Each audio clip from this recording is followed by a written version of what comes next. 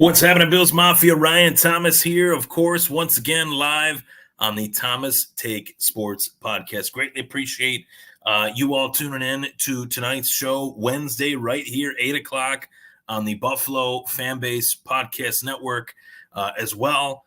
The show is sponsored by 26shirts.com for all of your Buffalo Bills shopping desires, whether you're looking to add more Buffalo Bills stuff to your wardrobe, Buffalo Sabres, or just simply Buffalo. There's Bandits, there's Bisons, there's a lot of options to choose from, provided by, of course, Del Reeds. Go to 26shirts.com and find your option today. Find the apparel that is to your liking. So with that being said, of course, a lot to talk about, as always, each and every week that I hop on this podcast. Wanted to discuss quite a few things that I noticed during my time at training camp. And I could go into the nitty-gritty, the X's and O's, as I like to do. But I think everything that I saw, let myself kind of form the same thought. Each conclusion, I guess I could say, that I reached was met with the same conclusion. And that is simply that we are in a whole new era of Buffalo Bills football. Despite the fact that Josh Allen is the quarterback once again for what is his 7th NFL season, despite the fact that Sean McDermott is once again the head coach of the Buffalo Bills and Brandon Beane is the GM of the Buffalo Bills, this, I believe, can be looked at as an entirely new era of Buffalo Bills football. And a lot of that has to do with what has transpired this offseason. New leadership is being, asked upon on the field. We are hoping that new leaders can rise to the occasion. And that new era of on-the-field leadership that is so important to each and every football team, Buffalo is going to have to find out who those leaders are. Those guys don't just come out of the woodwork. They're not just sought. They're earned, as leadership is earned in the sport of football, as well as the sport of hockey as well. But leadership is always earned no matter what sport we're talking about. But with those two sports, football, trials, tribulations, wins, losses, you start to see new leaders kind of come out of the woodwork and take shape, as they will do from year to year to year. And I'm really excited about what that process specifically looks like when talking about the Buffalo Bills, because Jordan Poyer is gone, Micah Hyde is gone, as well as Trey White, who is gone, and he honestly wasn't expected to be, but the injury that he suffered was such a devastating one to his career in Buffalo that monetarily it just didn't make sense for Buffalo to bring him back for another season, coming off of the injury once again that he was coming off of. So, new era of on-the-field leadership is the first point that I have as to why this team is much, much different than what it was last season. And Josh Allen, what is being expected of him this season is far different than what it was last year or the year prior or the year before that.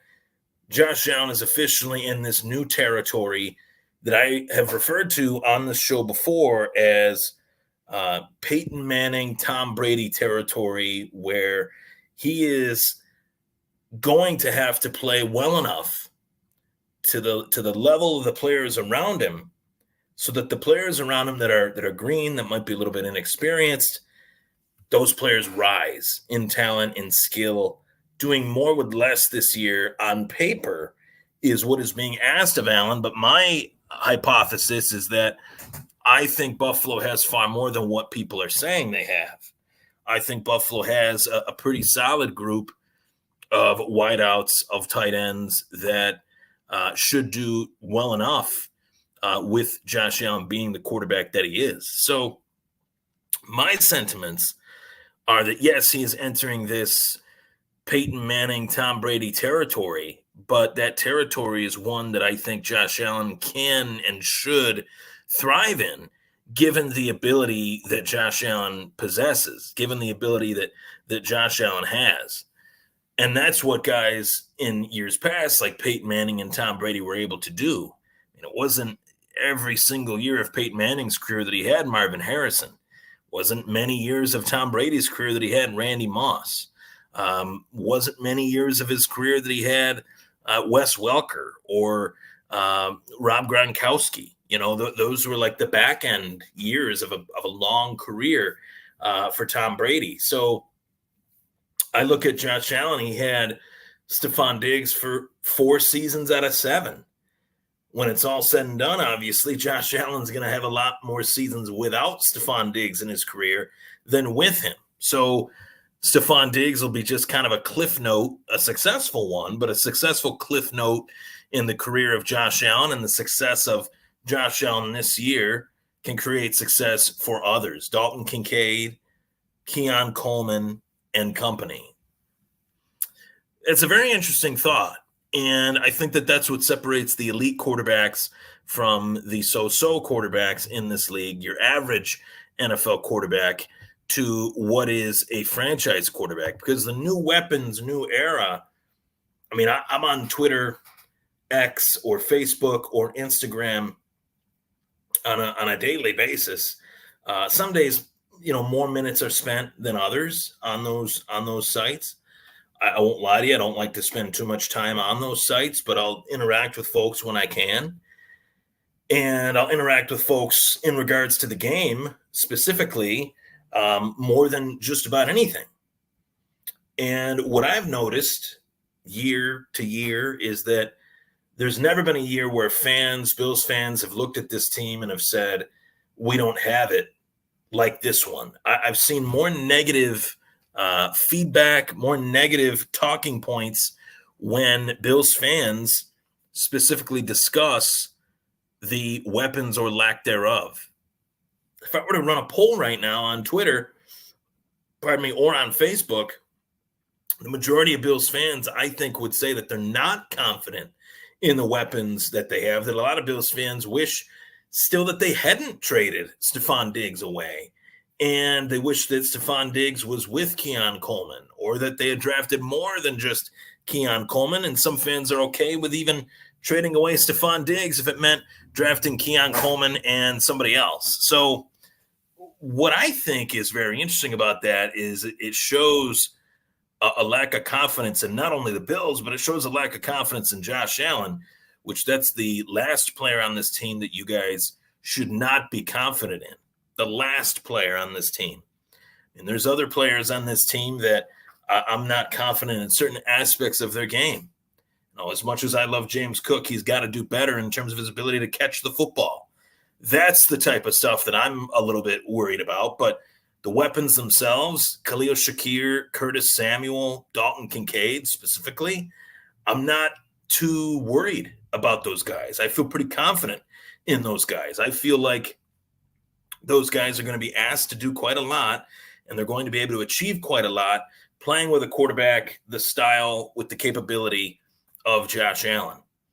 So those are a few things that I notice in terms of training camp. And I do want to mention that there is some breaking news that went down today in the National Football League.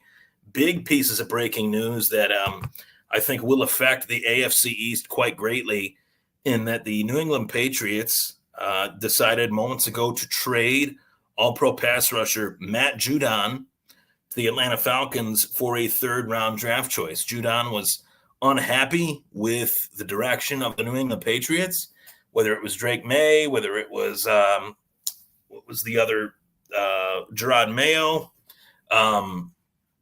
He's not feeling too good about, the direction of the team. And quite frankly, I don't really blame him.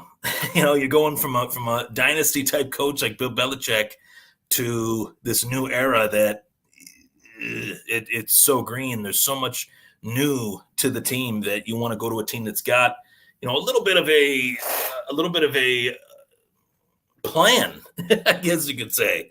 So Matt Judon is gone. He's out of the AFC. So that's great for the Buffalo Bills. And I'm feeling pretty good about that, for just AFC East reasons. He's one of the few players in the New England Patriots that I think Bills fans look at every time we play the Patriots and say, that guy is pretty damn good.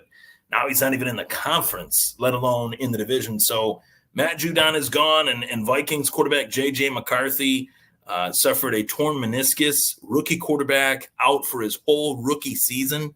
So that's a really tough pill to swallow. And for all the fans that, really were up in the air about rookie quarterbacks this year, whether it's Caleb Williams or Jaden Daniels, Bo Nix, or J.J. McCarthy, I really liked what I saw from all four of those guys in the rookie, quote-unquote, preseason debuts. And I liked what I saw more out of JJ than just about anybody. And they all played really well. So that's a really tough break for the Minnesota Vikings, and one that I hope JJ can come back from next season. So with those three talking points in regards to the Buffalo Bills, I want to provide you guys with my top 15 fantasy football quarterbacks of 2024. We're still in the offseason here, folks.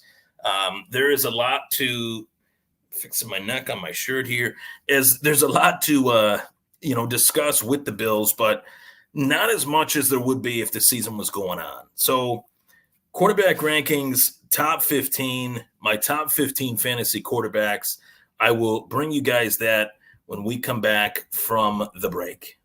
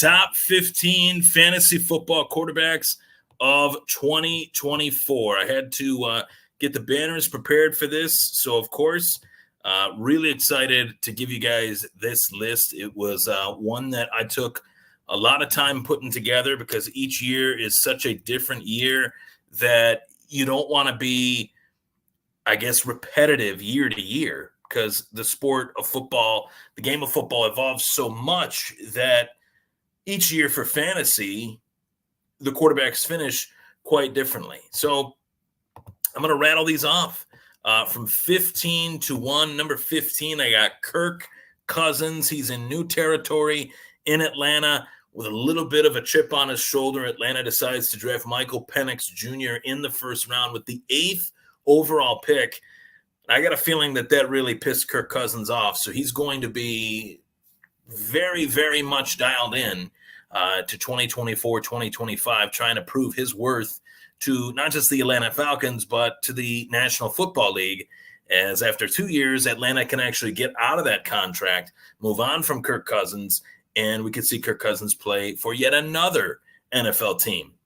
Number 14 is a guy that has mightily fallen down this list over the last couple years for me. Los Angeles Chargers quarterback Justin Herbert. He's ranked 14th, due in large part to the fact that new Chargers head coach Jim Harbaugh is known to run the football, not necessarily pass it. Justin Herbert, not necessarily known for his scrambling ability. So, of course, I got Justin Herbert ranked 14th. Plus, you add in the fact that Justin Herbert could miss the first couple weeks of the season with some new information on the plantar fasciitis that he does have in his throwing foot. Now, that's an injury that I had in my junior year of baseball, one of the worst injuries that I've ever suffered, probably the worst injury I've ever suffered.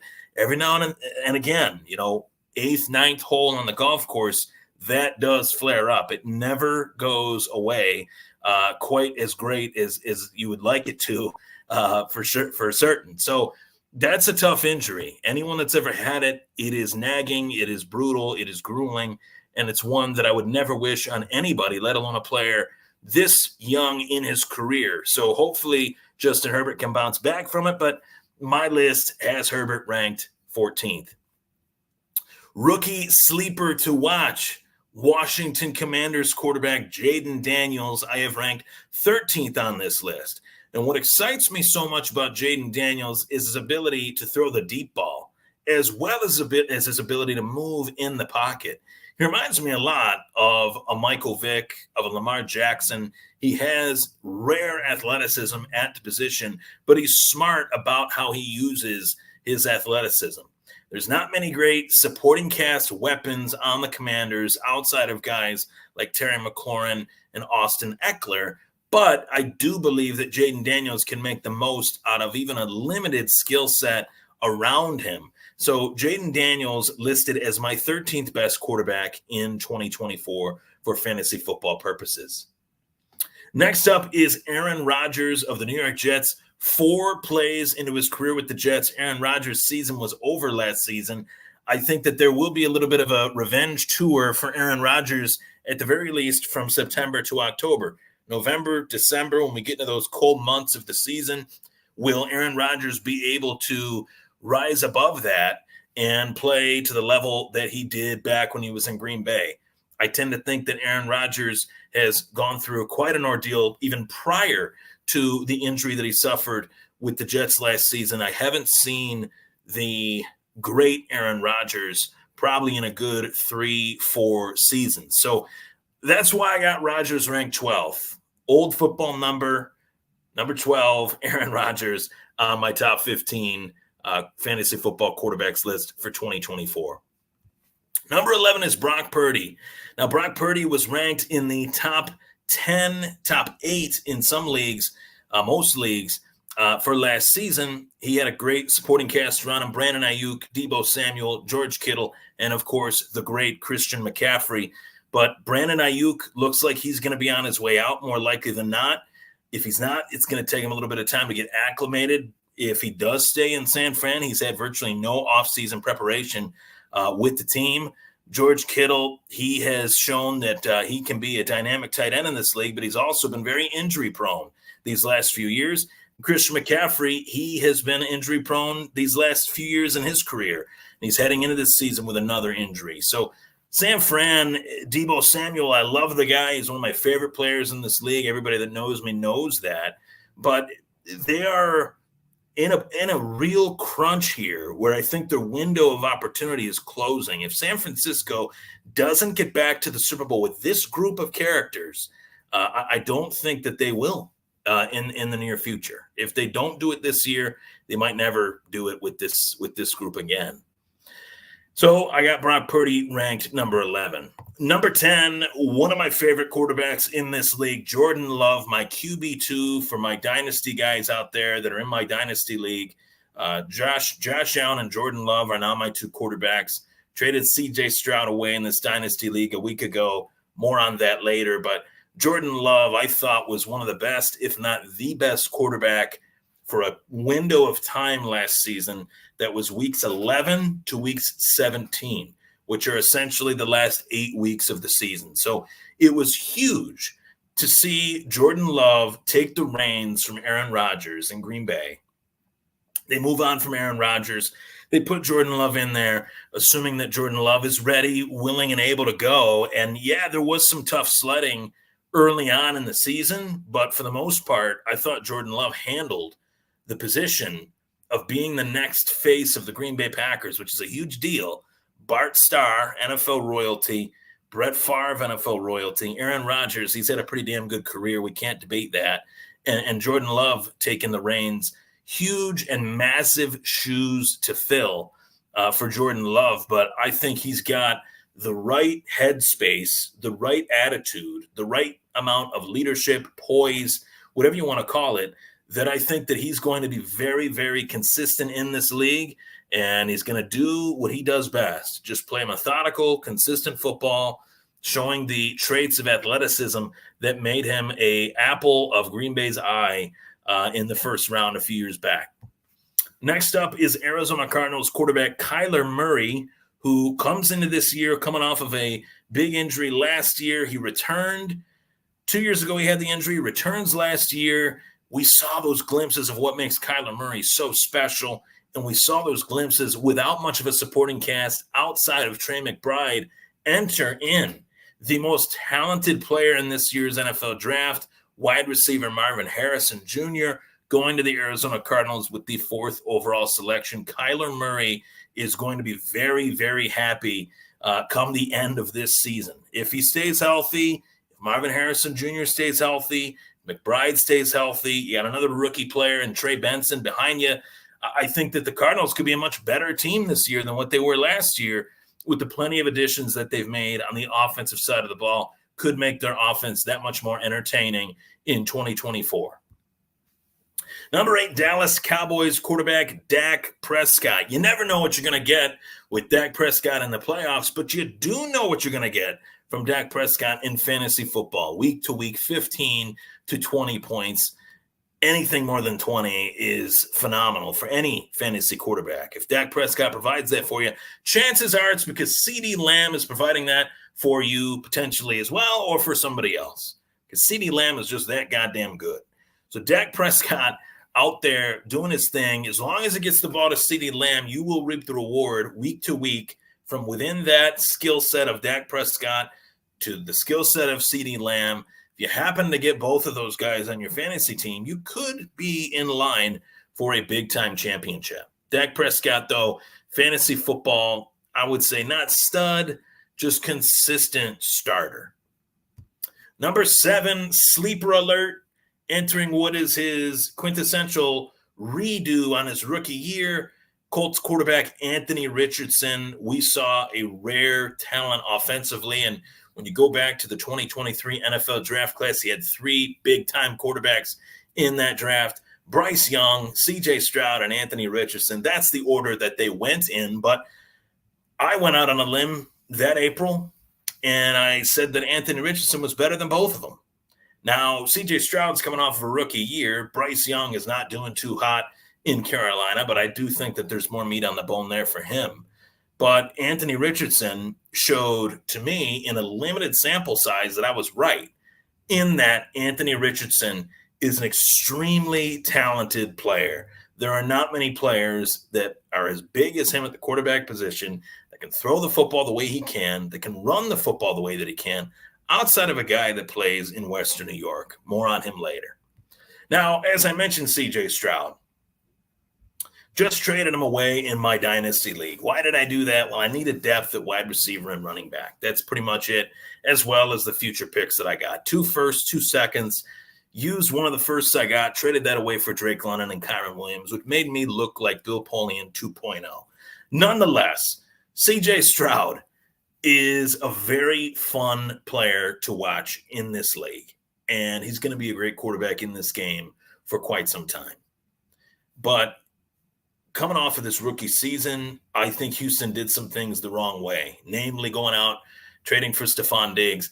I don't know if C.J. Stroud needed a wide receiver like Stephon Diggs that is as good as Stephon Diggs, or one that is as much of a distraction as Stephon Diggs has proven to be in his 2 stops in his career, both Minnesota and Buffalo. Will he do that again in Houston? If he does, he won't be on the team next season. So C.J. Stroud, regardless, he's got Tank Dell, he's got Nico Collins, he's got weapons around him. He'll do his thing no matter what. So C.J. Stroud locked in as my number 6 quarterback. Number 5 is Joe Burrow. And Joe Burrow, he's a curious, the curious case of Joe Burrow, as I said last year. Joe Burrow is a quarterback that I really like, but he's also a quarterback that I can never hit the draft button on because he just does not stay healthy. And to me, that's a player's greatest trait. If you can't stay available, availability is the greatest ability. That's how I look at that. And Joe Burrow has been a great player in this league for the short time that he's been in it. But now we're getting into year what, 5 or 6? And I believe it's 5. And he's had massive injuries over the course of his career, no worse than this awkward wrist injury that he suffered last season. And to me, I don't know if I can trust him heading into this year as a fantasy football investment. But the ranking is due to Joe Burrow's ability when healthy. The ranking of 5th is due to Joe Burrow's ability, along with the receivers that he has in Jamar Chase and T. Higgins. Oh, and you got a little grittier of a run game that could make things a little interesting too. So Joe Burrow is an interesting, polarizing player in that he has just not stayed healthy over the course of the last couple of years. But I think if he does, your investment could be a great one based on value. If Joe Burrow falls, because a lot of people feel the way that I do, maybe they do, maybe they don't. But Joe Burrow is a player that I think many people will look at and say, hey, I'm going to wait on it. If he falls to me in like the 8th or 9th round, then I'll invest. If he doesn't, then I'm whatever. You guys can take him. Number 4 is the game's best quarterback, Patrick Mahomes. Pains me to say it, but the 3 Super Bowl rings would say so, that Patrick Mahomes is the best quarterback in the game. And last year, I thought it was crazy, ridiculous that the Chiefs won the Super Bowl despite being the most talentless versions of themselves, offensively at least. But oddly enough, they were able to win big games against Buffalo in the playoffs again, against whoever they played, to get to the Super Bowl. Baltimore, in that case, last season, due to that defense. That defense is young, they're hungry, they're tough, they're nasty, and Patrick Mahomes is a big part of just the overall machine that is the Kansas City Chiefs, along with Andy Reid and Steve Spagnuolo. So Patrick Mahomes does have a new weapon in Xavier Worthy, one that we'll find out if he's worthy enough to be in the same conversations as Tyreek Hill and Deshaun Jackson and company, pun intended with the worthy pun. But Patrick Mahomes is worthy of your pick in the first 4 rounds at the very least, depending on the league size that you're in. Number 3, Lamar Jackson. Now, this is a quarterback that I will never draft because I don't think he offers enough. I think he's too inconsistent. If he doesn't run the football effectively, you're not going to get the points that you want. If he doesn't throw the football effectively, some weeks he runs it better than he throws it. Some weeks he throws it better than he runs it. To me, I think he belongs ahead of Mahomes for the rushing ability alone, but he's just a quarterback that I can't sink my teeth into. I can't do it again because last time I did, he was either 30 points one week or 12 the next week. Can't have that. It's got to be that happy medium between 15 and 20 points. But, man, Lamar can really go off some weeks, and he can win you weeks that you weren't supposed to. So that's why I have Lamar at this 3rd ranking. Number 2 is Philadelphia Eagles quarterback Jalen Hurts. And quite frankly, hurts me to say it, but I don't think Jalen Hurts gets the credit that he deserves. This is a guy that has been atop the fantasy quarterback rankings the last 2 years, and he's done it in Josh Allen-esque fashion. I would say that NFC-wise, you can make the argument that Jalen Hurts is the Josh Allen of the NFC. And obviously both have fallen prey to Patrick Mahomes in the playoffs, or in fact, in Hurts' case, the Super Bowl. But I really like this player a lot. I love the supporting cast. A.J. Brown, Devonta Smith, I believe. Devonta Smith, if I said that wrong, I apologize. But nonetheless, Smith, as well as Saquon Barkley. Saquon Barkley going to Philly is a big game changer for the AFC to NFC rivalry, as well, the NFC East rivalry. Him going from the Giants to the Eagles is massive. I think that makes the Philadelphia Eagles a real Super Bowl contender in the NFC once again. And with that, I got Hurts at number 2. And of course, number 1, your favorite quarterback, my favorite quarterback, eventually probably could run for mayor of Buffalo, and he probably would easily win in a landslide. No offense to Byron Brown, but that is Josh Allen of the Buffalo Bills. 3 straight seasons, Josh Allen has been QB1. Scratch that, it's actually been 4. So Josh Allen's done it time and time and time again. He's put the Buffalo Bills offense on his back. He's going to have to do it more than ever this offseason, as he had lost some weapons. He's got some new weapons. He's entering that Peyton Manning, Tom Brady, Pat Mahomes territory. We're going to have to see Josh Allen do more with new. Not more with less, more with new. I won't say that it's less. I'll say more with new. But can he do it? He definitely can. So there you have it. Those are my top 15 quarterbacks for fantasy football, the 2024-2025 season, as well as some news and thoughts from within my time at Buffalo Bills training camp. I'm Ryan Thomas. Thank you so much for tuning in tonight to the Thomas Take Sports Podcast. Take care. Last and certainly not least, go Bills.